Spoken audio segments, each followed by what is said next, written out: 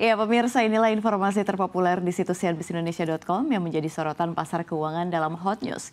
Kita ke informasi pertama, ini ada harga komoditas safe haven emas diproyeksikan bakal semakin berkilau, menembus $5.000 Amerika Serikat. Dan kalau kita lihat, begitu ya, ini kalau kita lihat investor ternama John Paulson yang meraih untung besar saat krisis keuangan global, memperkirakan harga emas bisa naik mendekati $5.000 Amerika Serikat per troy ounce pada 2028.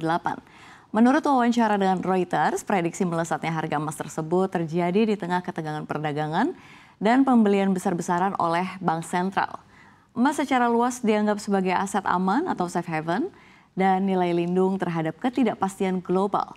Harga emas baru-baru ini melonjak dan mencetak rekor baru di 3.005 dolar Amerika Serikat per troy ounce. Paulson menjelaskan prediksi cukup berdasar lantaran saat bank sentral dan masyarakat mencari tempat penyimpanan nilai yang lebih stabil, maka peran emas di dunia akan meningkat. Adapun pergerakan harga emas kini cenderung membosankan usai mengalami kenaikan. Lagi-lagi harga emas kembali melemah, kini harga emas tengah berada di area konsolidasi sehingga tidak begitu banyak perubahan yang signifikan. Meredanya tensi perang dagang menjadi alasan melandainya harga emas saat ini.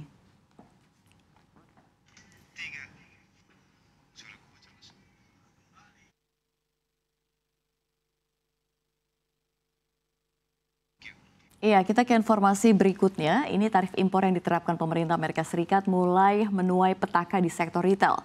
Pegatron sebagai pemasok utama Apple dan Dell mengatakan tarif yang diberlakukan oleh Trump telah membingungkan para konsumen Amerika Serikat. Mereka juga mempertimbangkan bahwa kebijakan tersebut beresiko mengakibatkan kelangkaan barang-barang elektronik konsumen di Amerika Serikat. Chairman Pegatron, T.H. Tang, mengatakan pemberlakuan tarif yang naik turun secara tiba-tiba telah membingungkan pelanggan di Amerika Serikat. Tang mengungkapkan kekacauan ini beresiko besar menyebabkan kelangkaan produk elektronik konsumen. Dirinya memperkirakan dalam 2 bulan ke depan, rak di Amerika Serikat bisa menyerupai negara dunia ketiga di mana orang datang ke toko atau pasar hanya untuk menemukan rak-rak kosong. Kondisi ini terjadi akibat semua pihak yang terlibat dalam industri barang-barang elektronik konsumen memilih menunggu dan hanya melihat tanpa bisa berbuat apapun. Adapun bulan ini, Trump sempat mendadak menunda sebagian tarif untuk beberapa negara mitra dagang seperti Vietnam, Indonesia, dan India. Tempat Pegatron memiliki basis produksi, namun tarif 10% untuk hampir semua barang impor ke Amerika Serikat tetap diberlakukan. Meski penundaan ini dimaksudkan untuk memberikan sedikit ruang bernafas bagi pelaku pasar selama proses negosiasi dagang, Tang menilai para importir Amerika Serikat belum tentu akan berani meningkatkan pengiriman barang. Lebih lanjut, ia menyebut bahwa aksi Trump telah mengganggu kelancaran logistik global yang menjadi tulang punggung rantai pasok modern.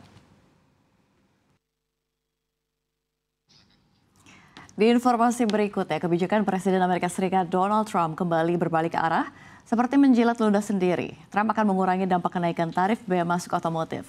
Melansir Reuters, Trump bakal mengurangi beberapa bea yang dikenakan pada suku cadang asing pada mobil yang diproduksi di dalam negeri. Hal ini untuk tarif atau menjaga tarif pada mobil yang dibuat di luar negeri agar tidak menumpuk di atas tarif lainnya. The Wall Street Journal melaporkan langkah ini artinya perusahaan mobil yang membayar tarif tidak akan dikenakan pungutan lain seperti pungutan pada baja dan aluminium. Penggantian biaya juga akan diberikan untuk tarif yang telah dibayarkan. Langkah untuk melunakkan dampak pungutan otomotif merupakan cara pemerintah untuk menunjukkan fleksibilitas pada tarif. Aturan dagang Trump tersebut telah menimbulkan kekacauan di pasar keuangan, menciptakan ketidakpastian bagi bisnis, serta memicu kekhawatiran akan perlambatan ekonomi yang tajam.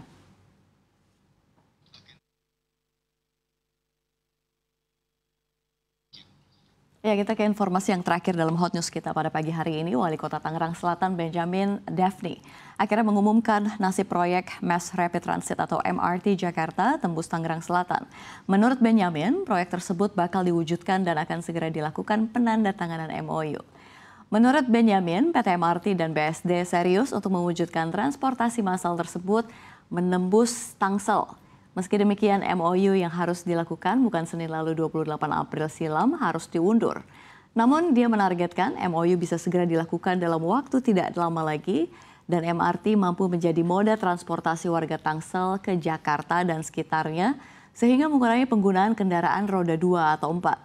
Benyamin juga bercerita rancangan proyek ini sudah melewati tahap uji kelayakan, bahkan sudah beberapa kali dilakukan focus group discussion dengan berbagai pihak seperti pemerintah pusat, mulai dari Kemenko Perekonomian, Bappenas hingga Kementerian Perhubungan, Pemprov Jakarta dan Banten, Pemkab Tangerang hingga Badan Pengelola Transportasi Jabodetabek atau BPTJ dan PT MRT Jakarta. FDG dilakukan untuk menyusun dan menentukan trace hingga model pembiayaan yang tepat untuk pembangunan proyek MRT Jakarta tembus Tangsel tersebut. Wali Kota Tangerang Selatan Benjamin Daphne akhirnya mengumumkan nasib proyek Mass Rapid Transit atau MRT Jakarta tembus Tangerang Selatan. Menurut Benjamin, proyek tersebut bakal diwujudkan dan akan segera dilakukan penandatanganan MOU. Menurut Benjamin, PT MRT dan BSD serius untuk mewujudkan transportasi massal tersebut menembus Tangsel. Meski demikian, MOU yang harusnya dilakukan Senin lalu 28 April silam harus diundur, namun dia menargetkan MOU bisa segera dilakukan dalam waktu tidak lama lagi.